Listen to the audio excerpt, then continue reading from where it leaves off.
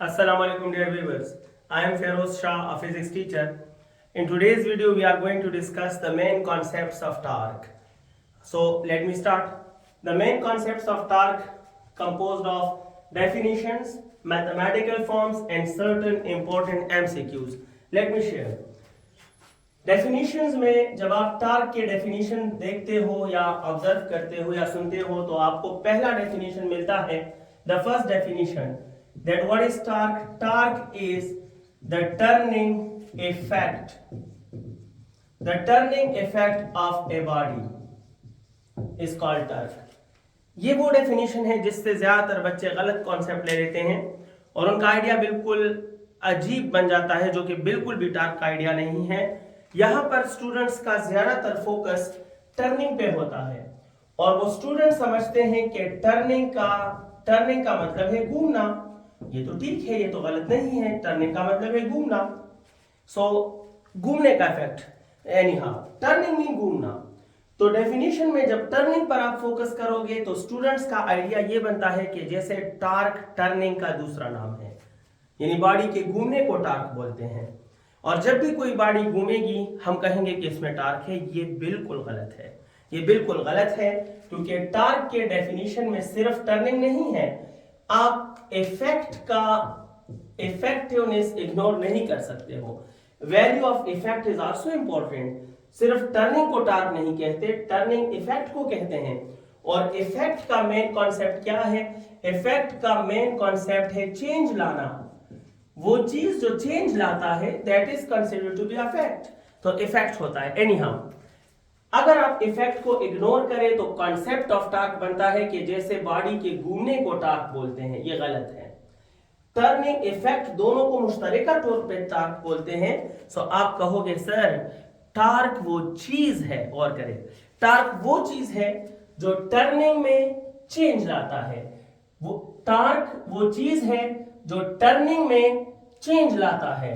So torque is the source to bring change in rotations. आप दूसरा definition कर सकते हो. The second definition of torque is, torque का सेकेंड डेफिनेशन क्या होगा कि what is torque? It is the source, it is the source to bring changes in rotations in angular motion. Angular motion का हो, rotation का हो, turning का हो, for torque they are same. The source to bring changes in angular motion. Torque घूमने का दूसरा नाम नहीं है, बल्कि टार्क वो चीज है, वो जरिया है जिसकी मदद से हम एक बॉडी के रोटेशन में घूमने में चेंज लाते हैं. इसका मतलब क्या हुआ?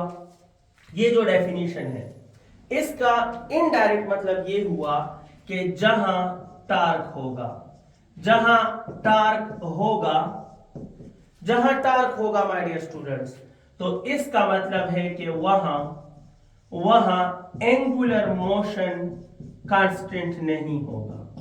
कांस्टेंट नहीं होने का मतलब है कि उसमें चेंज आएगा, उसमें चेंज आएगा. जहां टार्क होगा वहां एंगुलर मोशन में चेंज लाजमी है, चेंज जरूर आएगा, वो कांस्टेंट नहीं होगा. और मैं लिख लेता हूं vice versa. Vice versa means कि अगर टार्क नहीं होगा तो फिर एंगुलर मोशन कांस्टेंट रहेगा. इसलिए माय डियर स्टूडेंट इसका एक और कॉन्सेप्ट ये बनता है. सेकेंड डेफिनेशन ऑफ टार्क का सेकेंड कॉन्सेप्ट ये बनता है कि the value of torque is zero. The value of torque is zero in uniform angular motion. Uniform angular motion, uniform turnings, uniform rotations, uniform angular motions में torque की value क्या होगी? The value of torque will be zero in uniform angular motion. Uniform angular motion वो होता है जो increase और decrease से मुबर्रा हो, उसमें इंक्रीज या डिक्रीज नहीं आते डियर स्टूडेंट्स. और जहां इंक्रीज डिक्रीज नहीं होता वहां चेंज नहीं होता, और जहां चेंज नहीं होगा वहां टॉर्क क्या होगा? जीरो. सो टॉर्क टर्निंग इफेक्ट को बोलते हैं. घूमने का दूसरा नाम नहीं बल्कि घूमने पर असर करने वाले जरिए को टार्क बोलते हैं. और ये जब असर करता है तो रोटेशन में चेंज आएगा, और या वो इंक्रीज होगा और या वो डिक्रीज होगा. इसीलिए the source of change in angular motion is called torque. और इसके कॉन्सेप्ट्स ये बनते हैं कि जहां टार्क होगा वहां एंगुलर मोशन का कांस्टेंट रहना नामुमकिन है, और यूनिफॉर्म एंगुलर मोशन में टार्क हमेशा जीरो रहेगा. Let me share the final and third definition of torque. The third definition of torque will be, torque का थर्ड डेफिनेशन क्या है, वो ये है कि the source to increase or increase or decrease the angular motion of a body।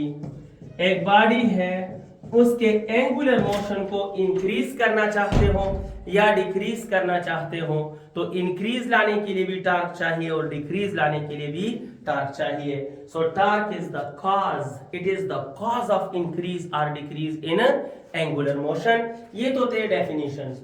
Definitions of torque आप समझ गए हैं, जजमेंट पैरामीटर भी आप जान गए हैं, डेफिनेशन से जो कंक्लूजन आए वो भी आप समझ गए। मैं आपको एक दो एग्जांपल ऐसे ही बता देता हूं। हमने कहा कि यूनिफॉर्म एंगुलर मोशन में टार्क नहीं होगा, यही वजह है कि सैटेलाइट के मोशन में टार्क नहीं होता, क्योंकि सैटेलाइट जमीन के इर्द गिर्द यूनिफॉर्म एंगुलर मोशन करता है। यही वजह है कि हाइड्रोजन एटम के ऑर्बिट्स में रिवॉल्व होने वाले इलेक्ट्रॉन में टार्क नहीं होता, क्योंकि उनका मोशन अराउंड द न्यूक्लियस भी यूनिफॉर्म एंगुलर मोशन होता है। Furthermore, let me proceed, the part of definition finished. Now let me share some mathematical forms. So torque के मैथमेटिकल फॉर्म्स बहुत ज्यादा है, बहुत ज्यादा फार्मूले हैं, लेकिन मैं वो फार्मूले आपके सामने लिखूंगा जिनका ताल्लुक आपके एफएससी कोर्स से है, जिनके साथ आपका ताल्लुक हो सकता है और टेस्ट में आपको हेल्प मिल सकती है। So the first equation, torque का पहला इक्वेशन आपने पढ़ा होगा R F sine theta. Torque का फर्स्ट इक्वेशन है आर एफ साइन थीटा। इस फार्मूले में आर क्या है, इट इज मोमेंट आर्म। ये मोमेंट आर्म कहलाता है। मोमेंट आर्म क्या है डियर स्टूडेंट्स, तो याद रखना मोमेंट आर्म एक परपेंडिकुलर है। मोमेंट आर्म एक परपेंडिकुलर है, परपेंडिकुलर है। जब आपके सामने कोई परपेंडिकुलर का लफ्ज बोले तो दो सवालात करें, परपेंडिकुलर देखो तो दो सवालात करें, दो आपके पॉइंट जहन में आने चाहिए। तो पहला क्वेश्चन कहां से परपेंडिकुलर, और दूसरा क्वेश्चन किसको परपेंडिकुलर। सो मैंने कहा कि आर मोमेंट आर्म है और मोमेंट आर्म एक परपेंडिकुलर है, तो आप कहोगे सर कहां से परपेंडिकुलर, तो याद रखना ये वो परपेंडिकुलर होता है जो फ्रॉम पॉइंट ऑफ रोटेशन होता है। ये पॉइंट ऑफ रोटेशन से शुरू होता है, ये वो परपेंडिकुलर है। और किसको परपेंडिकुलर होता है, ऑन, ये from point of rotation on line of action. Line of action या line of force, line of force, force के लाइन पर जो परपेंडिकुलर होता है वो परपेंडिकुलर जो पॉइंट ऑफ रोटेशन से शुरू हो और लाइन ऑफ एक्शन के साथ परपेंडिकुलर बन जाए या खत्म हो, that is called moment arm denoted by R. इधर ड्रा करूंगा, ड्रा कर लेता हूं अभी। फर्ज करो ये है एक पॉइंट ऑफ रोटेशन जिसके इर्द गिर्द ये रॉड रोटेट होने वाला है। किस तरह रोटेट हो रहा है, मैंने इस पर यहां एक फोर्स अप्लाई किया और it is the direction of applied force, line of force का हो। और ये क्या है, आप कहें sir it is point of rotation. अब परपेंडिकुलर बना लो, लेकिन उस परपेंडिकुलर के लिए शर्त है कि वो शुरू होगा पॉइंट ऑफ रोटेशन से और खत्म होगा लाइन ऑफ एक्शन पर, लेकिन परपेंडिकुलरली। सो इट मींस कि यहां से एक लाइन आप ड्रॉ करें, पॉइंट ऑफ रोटेशन से शुरू करें और लाइन ऑफ फोर्स पर खत्म करें। तो देखो ये एक परपेंडिकुलर हमने ड्रॉ कर लिया, लेकिन ऐसा परपेंडिकुलर है जो पॉइंट ऑफ रोटेशन से शुरू हुआ और लाइन ऑफ फोर्स के साथ बन गया। किसको परपेंडिकुलर, लाइन ऑफ फोर्स के साथ। इसका नाम रखा गया है मोमेंट आर्म और it is denoted by R arrow. अगर ये ज्यादा होगा तो टार्क डेफिनेटली ज्यादा होगा, ट्राई कर सकते हैं। एनीहाउ एक और डायग्राम ड्रा कर रहा हूं ताकि आप मोमेंट आर्म का एक कॉन्सेप्ट ज्यादा बेहतर समझ सकें। अगर मैं वही रॉड दोबारा ड्रा करूं, ये मैं दोबारा ये रॉड ड्रा कर रहा हूं और अब माय डियर स्टूडेंट्स मैं फोर्स इस तरफ लगा रहा हूं। मेरी मर्जी है, मैंने बनाया है रॉड तो मैं जिस तरफ चाहूं फोर्स लगाऊंगा। ये ले जनाब मैंने इस तरफ फोर्स लगाया। अब आप कहें सर ये तो पॉइंट ऑफ रोटेशन है और मोमेंट आर्म के लिए जो परपेंडिकुलर बनाएंगे वो परपेंडिकुलर हम इधर से बनाएंगे, लेकिन अब अगर हम सीधा जाएंगे इधर आएंगे तो वो लाइन ऑफ फोर्स के साथ परपेंडिकुलर नहीं बनता। तो इस केस में मोमेंट आर्म ये नहीं है, ये लाइन अब मोमेंट आर्म नहीं रहा, क्योंकि पहले ये परपेंडिकुलर था लाइन ऑफ फोर्स के साथ, अब ये नहीं होगा। अब आप क्या करोगे, अब आप लाइन ऑफ फोर्स को एक्सपेंड करोगे बैकवर्ड, अपने ही डायरेक्शन में, उसी सिमत में आप इसको एक्सपेंड करोगे और फिर पॉइंट ऑफ रोटेशन से लाइन ऑफ एक्शन को, लाइन ऑफ फोर्स, मैं लाइन ऑफ एक्शन भी बोलता हूं, दोनों नाम है, लाइन ऑफ एक्शन या line of force. Line of force के साथ आप एक परपेंडिकुलर बनाओगे, पॉइंट ऑफ रोटेशन से शुरू और लाइन ऑफ फोर्स के साथ परपेंडिकुलर, इस वक्त ये मोमेंट आर्म होगा। और अगर आप गौर करें तो आप देखें ये वाला फोर्स इस रॉड के रोटेशन में इतना चेंज नहीं ला सकता, यानी इस वक्त यहां का टार्क क्या होगा, कम होगा। और ये फोर्स ज्यादा चेंज ला सकता है, तो यहां का टार्क क्या होगा, वजह क्या है, क्योंकि यहां मोमेंटम ज्यादा है और यहां मोमेंटम कम हो गया है। एनी हाउ मोमेंटम की डिस्कशन जरूरी थी, वो हो गया, बाकी चीजें आसान है। ये F जो है it is the applied force, nothing else, force आप जानते हैं, and theta is the angle between moment arm and applied force, यानी यहां पर थीटा जो है वो 90 डिग्री है और यहां पर ये मोमेंट आर्म है इस तरफ। अगर आप इस मोमेंट आर्म को इस्तेमाल करोगे तो इधर भी आप 90 डिग्री पुट करोगे, लेकिन अगर आप ये लाइन इस्तेमाल करोगे तो फिर आप ये वाला एंगल पुट करोगे इस एंगल के साथ। एनी हाउ थीटा आप समझ गए कि it is the angle between moment arm and force, और ये टार्क के फर्स्ट मैथमेटिकल फॉर्म है। अब हम टार्क का सेकेंड मैथमेटिकल फॉर्म डिस्कस करने वाले हैं। सेकेंड मैथमेटिकल फॉर्म टार्क का क्या है, वो है my dear students, we are discussing the mathematical form of torque. The second mathematical form is torque is equal to I alpha. I alpha ये क्या है, ये मोमेंट ऑफ इनर्शिया है, आप जानते हैं मोमेंट ऑफ इनर्शिया, और ये क्या है, इट इज एंगुलर एक्सेलरेशन। अब मजे की बात यह है कि आप इसको डिफाइन कर सकते हो इस तरह भी, गौर से देखें, मोमेंट ऑफ इनर्शिया एक बॉडी के लिए हमेशा कांस्टेंट रहता है, जब तक बॉडी कांस्टेंट है तब तक मोमेंट ऑफ इनर्शिया कांस्टेंट है, लिहाजा टार्क और एंगुलर एक्सेलरेशन का डायरेक्ट रिलेशन है। आप कह सकते हो कि torque is the source of angular acceleration, ये भी एक डेफिनेशन है, it is the source of angular acceleration, torque is the cross product of momentum and force.